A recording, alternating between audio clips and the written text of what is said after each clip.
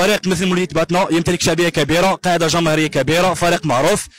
كيف لفريق متأسس منذ سنة 1962 إلى غاية الآن لم نرى أي إنجازات؟ ما هي الأسباب التي تراها؟ والله يا خويا شوف، هي مشاكل كي تجي تشوف كاين مشاكل إدارية، كاين مشاكل كما نقولوا السلطات ثاني مقصرة شوية في حق الفريق، فهمتني؟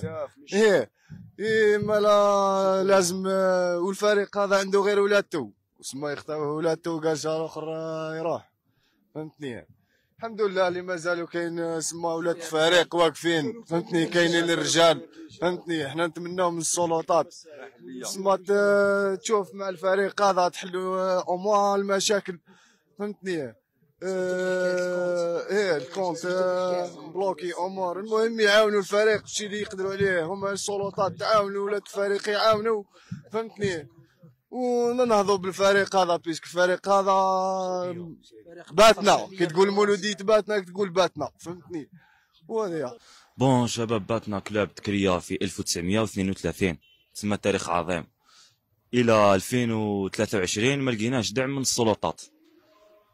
كي بار كونتر لي زالجير وشركات جياس كشركات سطيف شركات، نتمنى التفاته من السلطات، وان شاء الله يكون ملعب في ولايه باتنا من 70، وحنا عندنا فرد ستاد غلب، وان شاء الله تفوت مليحه.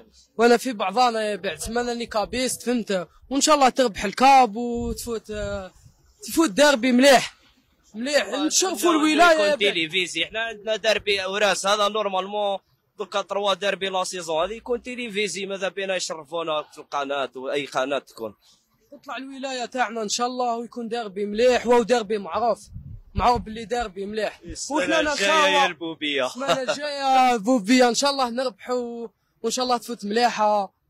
يعطيكم الصحه اخو.